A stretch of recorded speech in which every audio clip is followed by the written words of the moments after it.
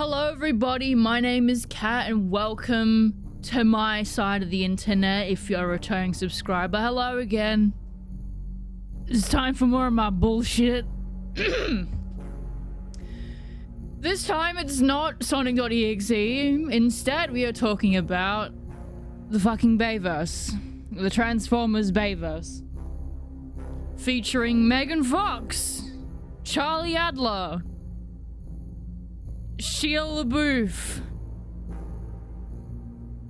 and some other bitches I forgot the name of. All of you suck. You're all forgettable. Completely and utterly forgettable. Anyway, we are here to talk about my beautiful, lovely wife, the Lockheed Martin F-22 Raptor, Starscream. The Dorito that everyone seems to absolutely loathe. We are not starting with Transformers 2007, we are instead starting with Transformers The Last Night, or more specifically, the promos that they did for the movie. Because we get an image of Starscream alongside the Germans in World War I in his F-22 form. Now, Lockheed Martin F-22s went into service in 2005. How the fuck are they in the 1910s? It makes zero sense. There exists a toy, however, where Starscream is a red Fokker Dr. 1 triplane, much like the one flown by the Red Baron. They somehow didn't put that design in the promo image because they just don't give a shit. They don't give a shit about accuracy, despite the fact that they gave Bumblebee a period accurate form in The Last Night, which pisses me the hell off. Anyway, sometime after 2005, when Lockheed Martin F-22 Raptors officially went into service, they did exist before then in the 90s, but they got put into official service in 2005, which is the year I was born, by the way. I'm as old as a Lockheed Martin F-22 Raptor, which is pretty fucking cool. Amazing jet planes. They're still in service to this day, which is pretty fucking badass. Anyway, he laid in wait in a US airbase until 2007 when Frenzy reported that the Allspark has been located, along with the long missing Megatron, who landed on Earth like hundreds of years ago, maybe even thousands of years ago, and got discovered in the 1800s by Sam Witwicky's great-grandfather or whatever. For some reason in the fucking Hoover Dam, you know how it is. Starscream arrives at the scene first because F-22s can go at a top speed of 2,414 kilometers per hour, or roughly 1,500 miles per hour for the Americans. Yee-haw. And he promptly attacks the hydroelectric power plant to cause havoc to Sector 7's operations and to thaw the Megatron popsicle. Despite freeing Megatron from what has probably been thousands of years of being frozen solid, Megatron is ungrateful and rude towards Starscream because the humans have the Allspark. Like, come the fuck on, he came all this way to free your ass and you're just gonna insult him. There is a reason why he wants to fucking assassinate you in other continuities, you bastard. During the assault on Mission City, not Los Angeles like the next films and the ARG and the video games want you to think, Starscream poses as a raptor providing cover. He then attacks Bumblebee and Ironhide, who did not realize it was actually Starscream. He later attempts to block Sam's path when he tries to run, but he's attacked by Ironhide and Ratchet, so he just fucks off.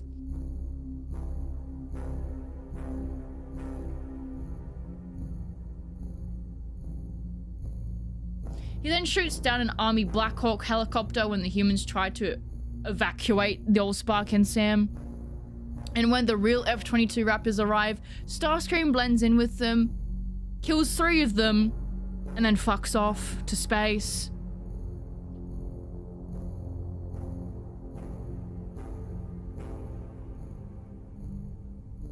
Now we're going to talk about the comics. I'm not sure how canon they are, but I don't care. We're doing this anyway. After the events of the first Transformers film, we have the official sequel comic, Transformers: The Reign of Starscream. It may or may not be canon. I don't care. The art's amazing. Let's get into it.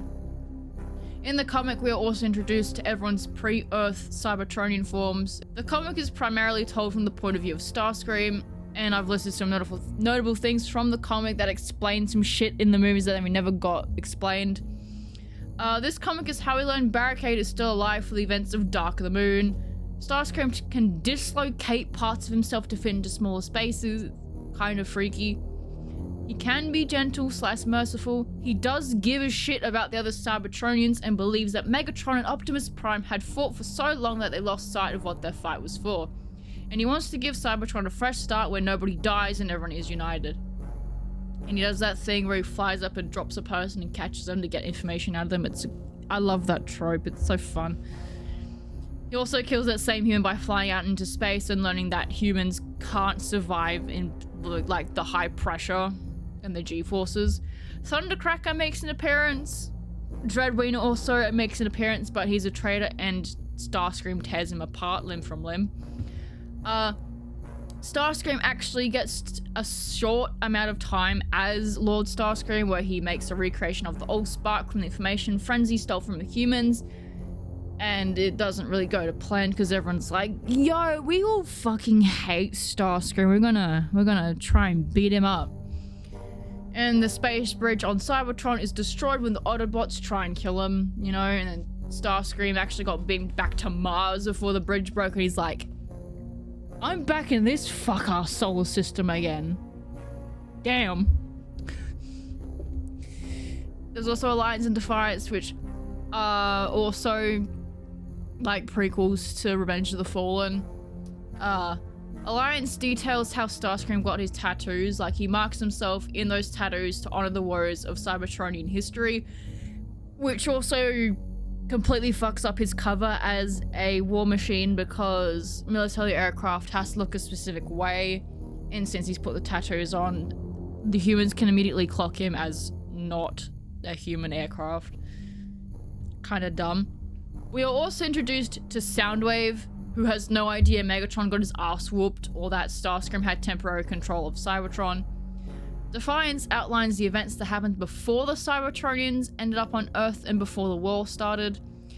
The only reason Megatron turned evil in this continuity is because an excavation team finds an evil yellow triangle that contains the Fallen, and it speaks to Megatron and brainwashes him.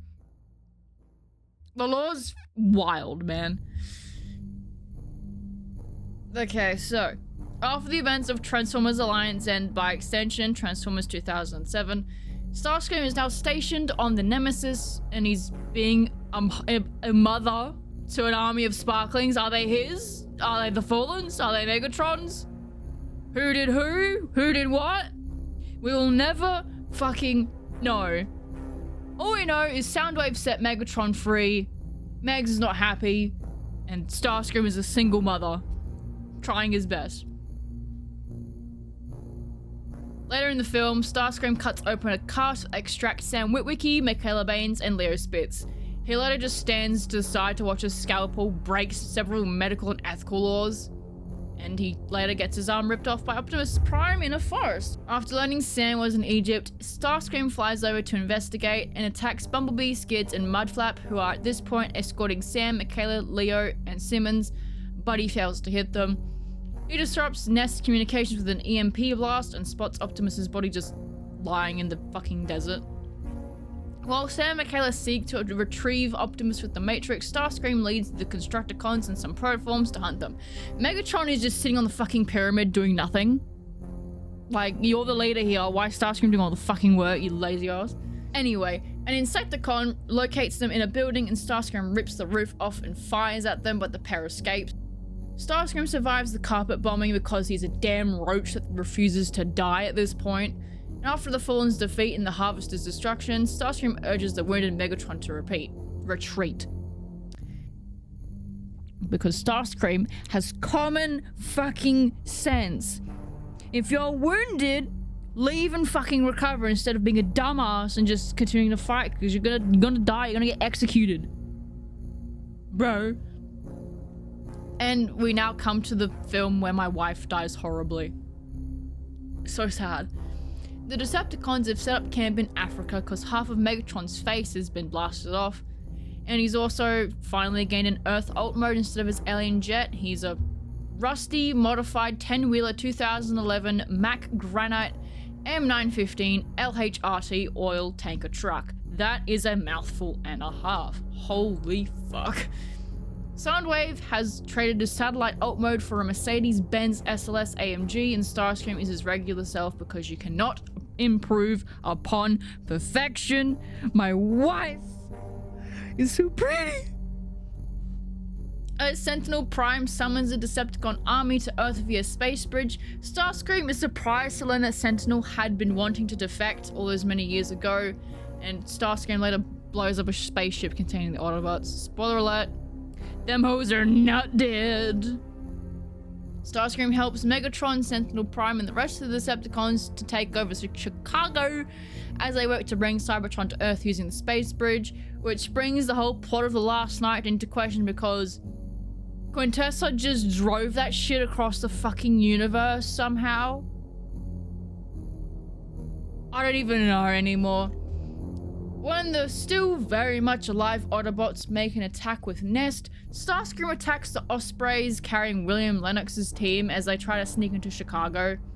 Starscream took out most of them, but because of plot convenience, Lennox's team is safe. Later, Starscream separates Sam and Carly Spencer from Robert Epps' team. Since Starscream is a cocky bastard, he decides to mock and toy with Sam. The human boy promptly shoots a grappling hook into Starscream's eye, and his mood changes from cruel and calculating to a panicked creature. Lennox's team arrives to shoot Starscream, but since Starscream is flailing around like mad, he can't make any return shots. Sam then shoves a fucking bomb into Starscream's other eye. Starscream tries to claw it out of his eye, but he soon explodes. R.I.P. wifey, you will be missed. And since Starscream's dead, there is not much of him in Transformers Age of Extinction or Transformers The Last Night, but we are told that 5 years after the Battle of Chicago, Starscream was listed as deceased by the CIA Task Force Cemetery Wind, and that his head was found and fixed up and then delivered to Cade Yeager's junkyard. Megatron has a brief moment with the head, and then he just leaves it behind. Now, there are books, The Ghost of Yesterday and A Veiled Threat. I'm not sure how canon they are, but I'm gonna ramble on about them anyway because my wife's in them. Yes, my wife. Yes. The Ghost of Yesterday was supposed to be a prequel to Transformers 2007. While the world was focused on the Apollo 11 moon mission, which was launched because they found some shit on the fucking moon, as Dark of the Moon fucking set up. There's a secret spacecraft called Ghost 1 that is launched by Sector 7 from a hidden Arctic base, and they reverse engineered some shit from Megatron, who's... This is shit that they did in Transformers Animated, by the way. That was the whole plot of that fucking series. Ghost 1 accidentally enters a wormhole near the sun. I don't know what the fuck they were doing anyway before that, but they're in a fucking wormhole. And then they return to an unknown galaxy where they see the Autobots and Decepticons. And then Starscream is like, hey, the Autobots are assholes, join my team. And then Starscream like lore dumps and says, oh, you know the Iceman that you've got in the fucking Hoover Dam? That's my boss Megs. And Starscream seeks to destroy the Autobots and the humans to prevent them from interfering with his plans to maintain leadership of the Decepticons. And then Ghost One's like, yeah, we'll fight with the Autobots instead. And they sacrifice themselves to protect Earth and ensure that the wormhole closes. I don't know how the fuck they do that. And it prevents the Decepticons from finding their home planet. But they do anyway because plot. So, yeah, Ghost of Yesterday is kind of wild, man. And then we've got a veiled threat, which was supposed to be between Transformers 2007 and the Revenge of the Fallen movie. And the author of A Veiled Threat was actually told not to interfere with the canon of the Reign of Starscream comics. So I don't know when this even happens. So the Nest collaborates with the Autobots to monitor and combat Decepticon activity on Earth. Starscream is rallying Decepticons to Earth and is planning attacks to destabilize human infrastructure and to gather energy. So, like, Starscream, Dropkick, Mesa Raider, and Payload attack the Kariba Dam in Zambia. Their goal is to exploit the dam's hydroelectric energy and cause destruction. This is actually a plot point in one of the original G1 episodes, I'm pretty sure. And Beach Break, whoever the fuck that is, sacrificed himself to save Optimus Prime in that battle. It's wild. Epps, Peter, Long Arm, and Knockout, who is a green motorcycle in this continuity and an Autobot and not a Decepticon car for some fucking reason.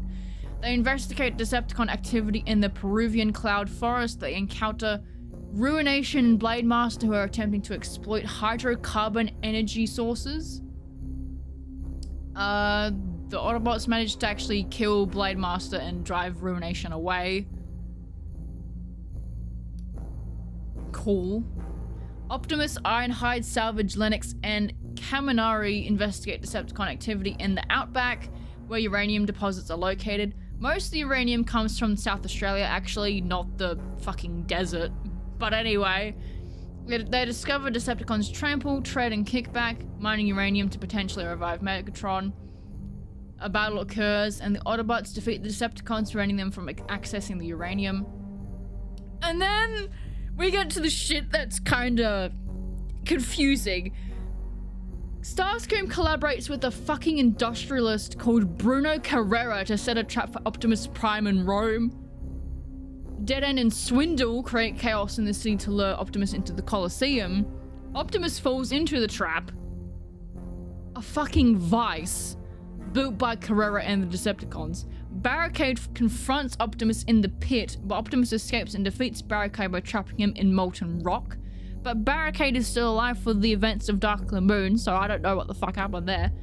Starscream engages with the Autobots outside the Colosseum, but realizes he cannot win, and he orders Dead End and Swindle to retreat and flees the battle. And then Starscream fucking kills Bruno, because fuck you, human, your plan didn't work. Like, girl. Now we have the Titan Comics saga and the other ARGs. As part of the many ARGs associated with the Bayverse timeline, they had Starscream take over Titan Comics in the UK. Starscream is also featured in the Sector 7 ARG, where the lady who wants to get back at Sector 7 actually films Starscream charging himself up at a power plant. The CGI was terrible on that one. And Starscream was also featured on the realeffingdeal.com ARG, but the video associated with that is lost media. It was him flying in front of fireworks according to the wiki. Anyway, we've got the Titan Comics saga, and he actually took over the magazine, enslaved everyone who worked on the magazine, and he ran a fan mail segment called Starscreams, and the shit that he says is really funny. In the movies, he is 31 feet, 9.45 meters tall. Despite his Raptor alt mode being 62 feet long, he should be like 50 feet tall. But they're like, no, Starscream can't be big and bad. He shouldn't be able to take down Megatron. It's his whole thing. But like, you risk the accuracy.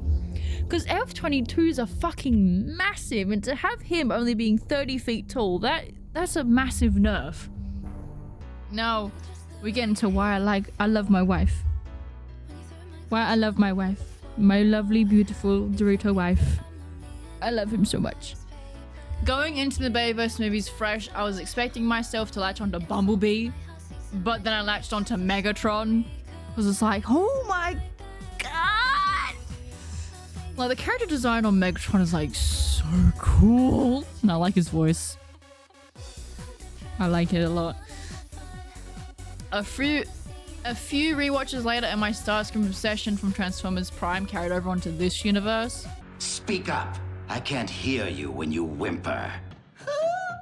I like planes. I like planes.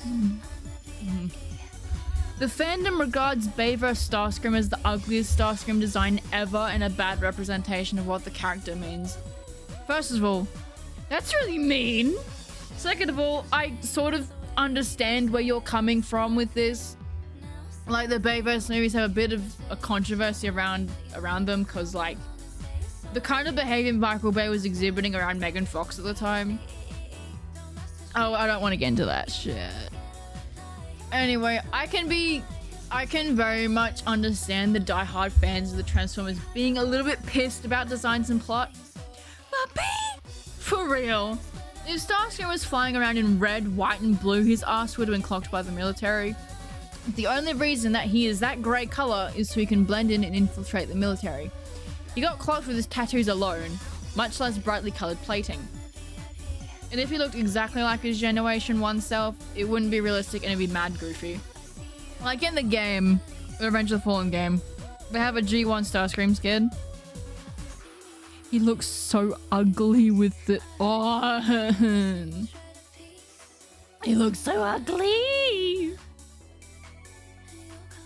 Looks so ugly. It's also not Starscream's damn fault for being so poorly treated by the narrative. And I love his voice. I love it when it's that deep, growly one we got a taste of in the first film, and I also like his scratchy, higher-pitched voice from the second film onwards. In the game, Starscream uses his classic, deeper voice in the first film. There's approximately 45 minutes of his voice in the game that sounds like that. His voice in the movie, however, is closer to Charlie Adler's voice for G1 Starscream in the game's DLC. The scratchier, high-pitched voice is more like a sinister G1 Starscream with extra murder sprinkled in. I love it. And the fandom likes to make Seekers more bird-like, as if Bayverse Starscream isn't right fucking there. Like, he's got a beak. He's got the legs. He's a fucking raptor. He is the birdie seeker everyone wants, but he's not good enough for them. But the whole thing where he spits everywhere, I don't like that. I have no idea why they thought it would be a good idea. Birds literally can't spit up anywhere. Like, they literally can't. This Starscream's actually competent, and he's actually loyal to Megatron, unlike other Starscreams. Starscream may jump to the opportunity to rule Cybertron and reign as Starscream, but that's only because Megatron is dead and Optimus isn't making an effort to return to Cybertron. In the Revenge of the Fallen game, he runs a pretty good squad of Decepticons and actually gets the job done without needing Megatron to boss him around. In the movie, Starscream does most of the hunting and carry-out, while Megatron sits on the pyramid and watches. And Starscream even encourages Megatron to retreat when their forces are cut down, and Megatron is gravely wounded. Again, common fucking sense. In the Mission City, Badly attacks from the sky most of the time to avoid direct contact with his enemies, and when he does attack them directly, he flees when he knows he's no match. Him fleeing is the only way he would have been able to meet up with the Fallen and do everything he did in the comics, and literally just do anything. And the one time that Starscream lingers instead of fleeing is when he believes that Sam is an easy target, so he spends time taunting Sam. And when Starscream is attacked by Sam, he is scared. He flails around trying to flee, but he can't. It's terrifying watching him claw his own face and slam his head into the ground as the bomb timer ticks down. His final declaration of "I'm gonna kill you" is him trying to preserve his ego/reputation. It's fucking terrifying. Starscream is indeed a great warrior. The most lethal, in fact. Why else do you think he's the second in command to fucking Megatron? Man, like, Starscream is a bit of a show-off. He frequently does aerial stunts when flying or fighting. Again, he's a bit of an egomaniac. He twirls and he backflips around the skies. He's Cybertron's best seeker, everyone. What do you do? And Starscream doing the walking fingers thing in Dark of the Moon was oddly cute. I love it. In the reign of Starscream, he's actually capable of being merciful to humans. He acknowledges that violence isn't always the best course of action, but when the humans attack him first, he has to defend himself, obviously. When he finally sneaks into Sector 7 to retrieve Frenzy, he carefully scoops up a pair of scientists with his hand and kindly asks for them to free Frenzy from his binds and to step back when he bursts through the ceiling to leave. He can be polite if he wants to. In the totally basically not canon Starscream's letter answering sections of Titan Comics, he does not believe that he is cute. And no one finds him beautiful. And he feels so unloved. It's so sad. My poor wife. And if you're wondering where the fuck that Transformers Prime Mega video is, it is not coming out anytime soon because I am not watching all those episodes, writing shit, researching shit, and recording shit for that. Too much work! Yes, and please accept my apologies that you're a pathetic, puny excuse for a human pal. And I am so sorry that you couldn't find a sense of humor if it were hidden in an underage girl's panties. Oh, I hope it's not those puny humans. Oh, it's hundreds and thousands of them. On a personal note, I can tell you that I am as hopeful as ever because Americans from all walks of life have had enough of their Democrats' decline, and we are ready. We are willing, and we are able to spark a new era of American exceptionalism. You can clap for that. Meanwhile, Quandale Dingle dropped an F in the chat as Mr. Beast hit us with a phantom tax. Yes, Lord Megatron. Starscream do this. Starscream do that. Oh, Megatron, wait until you see how powerful...